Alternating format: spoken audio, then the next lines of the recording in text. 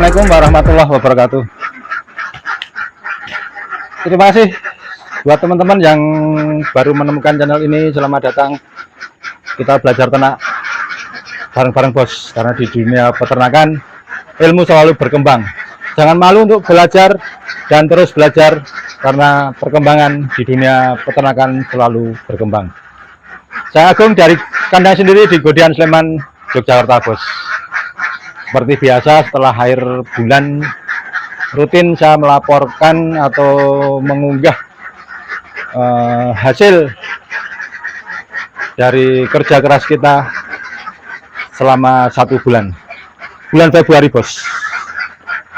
Sebelum saya menyampaikan ini, saya sedikit mengupas ya bos, soal perkembangan kondisi cuaca yang di akhir ini kembali ekstrim. Apa pengaruhnya di bebek dan apa penanganannya. Simak terus Ternak Sukses Channel. Jangan lupa subscribe dan like, juga share ke teman-teman, siapa tahu bermanfaat. Tambahkan kolom komentar, monggo komentar yang positif aja. Kita saling mengingatkan, saling membangun, saling mensupport supaya dalam berternak bebek kita bisa berkembang dengan baik. Satu dulu ya bos. Oke, sebelum bahas analisanya, evaluasi selama 1 bulan, saya akan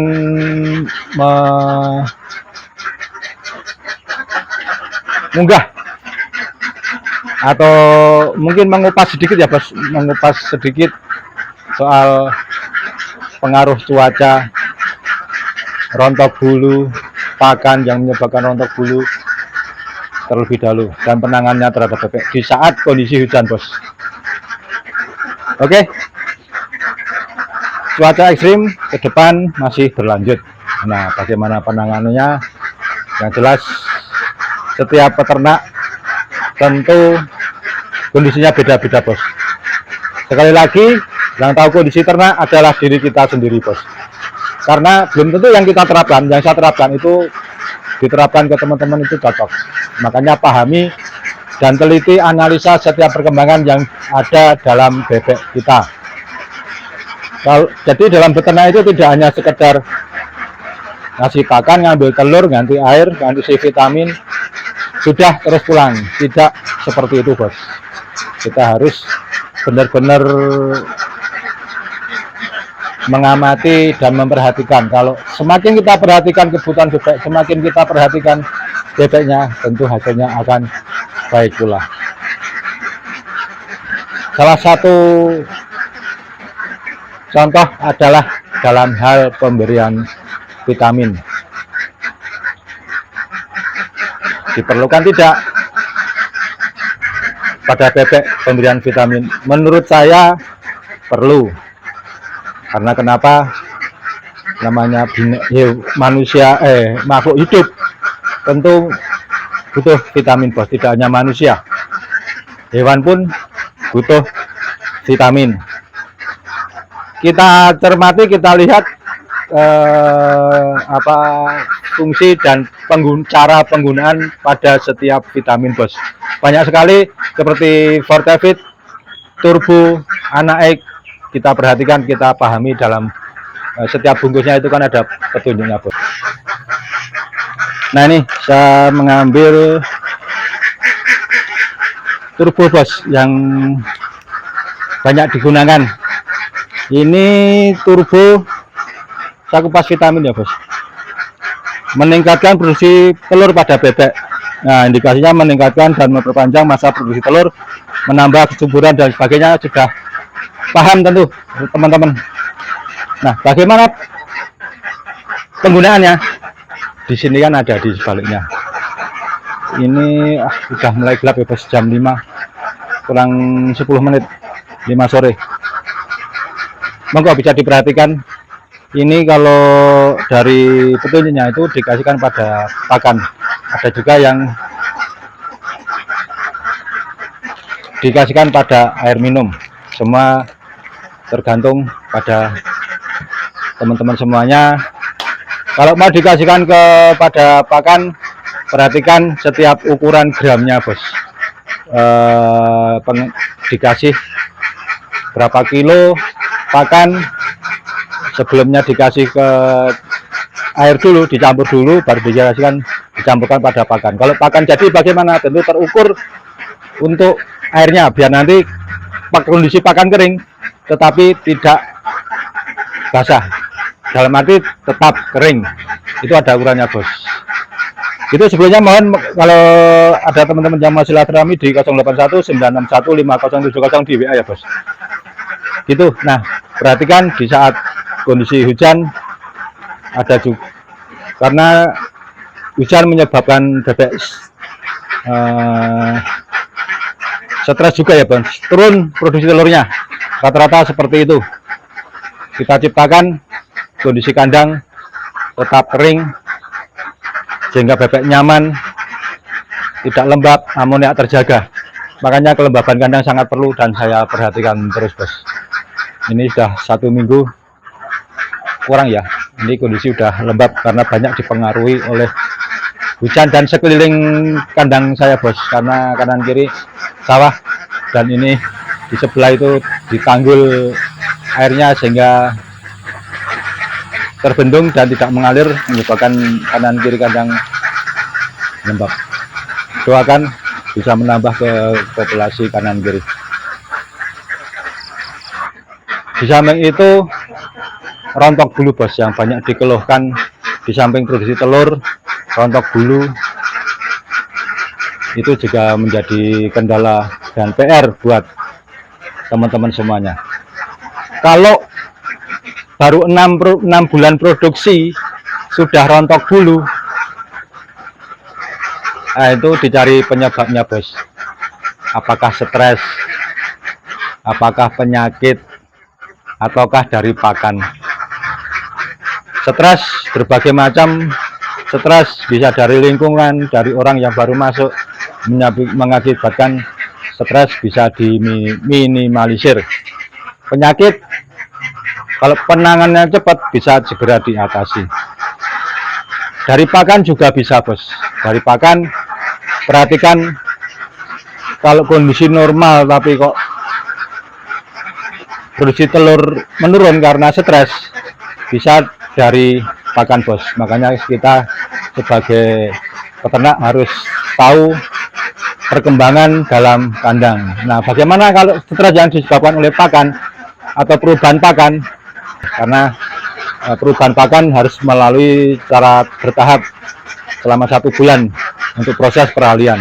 Kalau dapat pakan yang kurang bagus, nah itu kita cari yang bagus, gitu aja. Gitu aja, bos. Gitu. Yang jelas itu yang bisa saya sampaikan. Sekarang saya akan menganalisa, menyampaikan soal hasil evaluasi atau hasil analisa dalam 1 bulan di bulan Februari. Sebelum saya info analisanya, kita lihat pergerakan di awal Maret, bos. Ini saya menggunakan format pencatatan yang baru, tapi ini nanti saya masih edit beberapa bagian, beberapa kolom. Yang jelas tanggal 1 86 ini pakannya 13,5 masih ada sisa. Terus tadi pagi bertelur 85, bos, yang di koloni A ini masih sama, cuma saya beda pencatatan.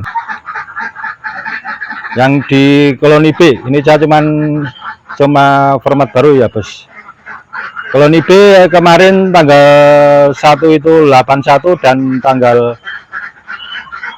2 pagi ini itu 80 butir. Masih naik turun. Nah, ini saya di bulan Maret dan ke depan saya mencoba menganalisa lebih detail soal kondisi yang ada. Ya iseng-iseng aja lah, saya tidak hanya untuk pencatatan karena saya orangnya pelupa, bos. Ini tanggal 1 hujan pagi hari, kemarin itu pagi, siang, sore, malam, bahkan sampai pagi hari lebat. Ini selalu saya checklist, bos. Saya checklist, dan ini vitamin kemarin tidak saya kasih. Pagi tadi saya kasih vitamin. Terus kemarin pagi sentrat saya kasih. Ini jadi wujudnya checklist, saya pantau dari sini. Kalau tambah sekam saya centang, terus nanti kelembaban sampai bertahan sampai berapa hari baru kita kasih lagi, terpantau semua, bos. semprot, berapa efeknya. Dari analisa ini, setiap yang saya terapkan pada kandang saya, itu nanti kita lihat pantau pergerakannya di sini. Ini belum saya catat ya. Ini 80 sama 85. Lupa bos. Tapi yang di sini sudah saya catat. Sini sama yang di sana. Jadi ini bentuk analisa dari pergerakan kondisi baik hujan, pemberian vitamin, sentra dan sebagainya. Soalnya kalau udah 1 minggu dikasih itu keseringannya lupa. Sekarang kita lanjut untuk perhitungan di bulan Februari bos. Ini langsung kita lihat ya. Di pertengahan tanggal 15 itu telur 1.264 dan pakan yang digunakan 199,87 kg bos. Nah ini yang di Februari cuman sampai di tanggal 28, makanya saya silang. Ini orek-orekan, ret-retan, maaf. Ini bertel pakan yang digunakan 174 total, dikurangi sisa pagi harinya ada 173.727 bos. Di tanggal 16 sampai tanggal 28, terus ditambah yang sampai tanggal 15 ini total 373.714, rata-rata 13,34 kg. Telur sama yang ini ditambah yang ini ketemunya di 2364 bos, rata-rata 84,426% di koloni A. Nah bagaimana di koloni B? Ini masih sama, tanggal 1 sampai tanggal 15 sekian telurnya, terus pakan yang digunakan sekian. Kalau yang di tanggal 16 sampai tanggal 28 itu 173.846 ditambah ini 201 ketemu di 374.849, 374 kilo 849, rata-rata di 13,387 kg bos. Telur hasilnya ini 1 bulan 2418 atau rata-rata 86,357 bos, dibagi 28 hari karena Februari sampai tanggal 28 gitu ya bos. Lalu berapa hasil yang saya peroleh dalam 1 bulan? Nah ini setelah saya rangkum Februari ini, saya menggunakan New Hope BP93 itu di harga pekan jadi ya. Nah itu 380.000, kalau per kilonya 7.600. Ini berarti yang pakan A tadi sekian, kalau dikalikan 7.600 itu ketemu sini. Yang koloni B penggunaan pakannya dalam 1 bulan dikalikan ini ketemunya ini ya bos.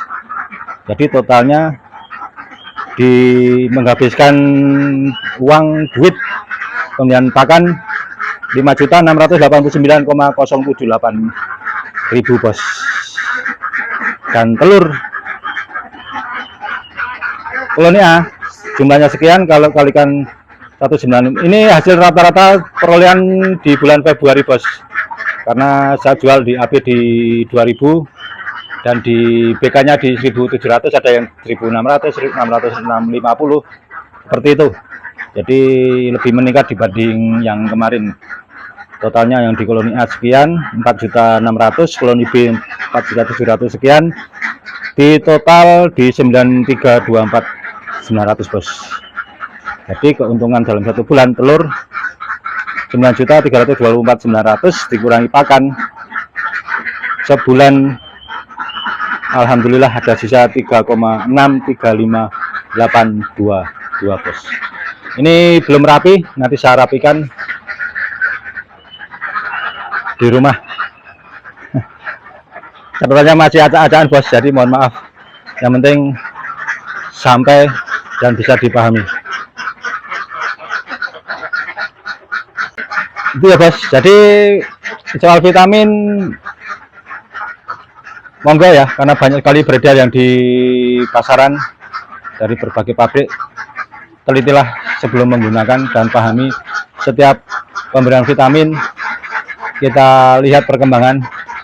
Saya catat seperti ini karena saya ingin catatan yang detail. Ini saya lebih detailkan lagi.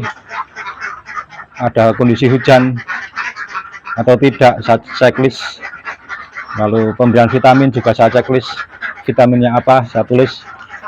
Yang jelas dalam setiap pemberian vitamin, pahami dan lihat cara penggunaannya. Kalaupun biasa dikasihkan di tempat makan, dicampur di tempat makan, kalau dikasihkan di air minum, terukur penggunaannya. Gitu, nanti yang jelas saya bukan promosi ya. Pakan perhitungan tadi adalah berdasarkan penggunaan pakan yang saya gunakan, yaitu New Hope BB93. Tentu teman-teman memiliki hitungan tersendiri dan sudah memahami dan menikmati hasil yang telah diperoleh selama ini. Karena setiap kondisi bebek, kandang, dan pakan tentu berbeda-beda. Itu kalau saya menyampaikan belepotan dan ngawur kanan ke sana ke sini, saya mohon maaf. Sekali lagi, tidak pernah bikin skrip, bos. Spontan aja. Jadi kalau bicaranya ngalor ngidul ya saya mohon maaf. Gitu ya. Jadi pahami kondisi cuaca, efeknya, penanganannya terhadap bebek bagaimana, pemberian vitamin apa perlu atau tidak, kalau dikasih bagaimana, gitu kita sendiri yang tahu. Di sini. Itu tidak ada lagi yang perlu diubah pada kandang saya. Pakan masih sama, tinggal mengkondisikan kandangnya. Tiap Jumat saya selalu mengkondisikan, saya kasih sekam. Saya semprot dulu, kalau ada panas saya semprot dulu, baru saya kasih sekam. Biar kondisi kandang tetap kering, karena ini kecenderungannya sudah 1 minggu sebelum. Karena hujan terus, mau ngasih sekam itu, mau nyari sekam pun itu repot kalau hujan. Jadi ya bertahan dulu. Itu. Terima kasih. Mohon maaf kalau penyampaian saya kurang berkenan dan belepotan dan bicaranya ngalor ngidul, pembahasannya tidak ada yang fokus di situ. Saya hanya spontan aja menyampaikannya. Terima kasih. Saya Agung dari kandang sendiri di Gedan Sleman, Jakarta. Terima kasih. Assalamualaikum warahmatullahi wabarakatuh.